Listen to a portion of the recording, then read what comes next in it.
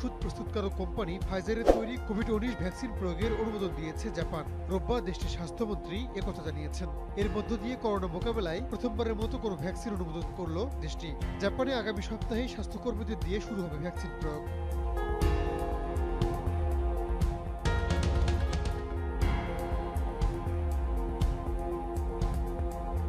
এদিকে যুক্তরাজ্যে এ পর্যন্ত করোনা টিকা নিয়েছেন ১.৫ কোটি মানুষ। এতে উচ্ছ্বাস প্রকাশ করেছেন প্রধানমন্ত্রী বরিস জনসন। রোববার এক বিবৃতিতে এই মাইলফলক স্পর্শ করার কথা জানান তিনি।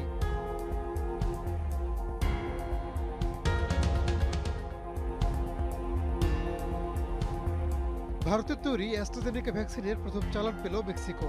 দেশটিতে প্রায় ৯ লাখ ডোজ টিকা পৌঁছেছে রোববার। শুরুতেই বয়স্ক ও প্রত্যন্ত অঞ্চলের মানুষদের টিকার আওতায় আনার কথা জানিয়েছে মেক্সিকো সরকার।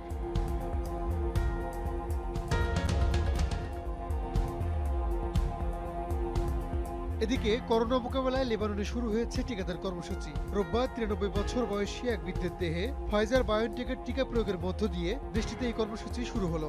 লেবাননে শুরুতেই স্বাস্থ্যকর্মীদের টিকা দেওয়া হবে।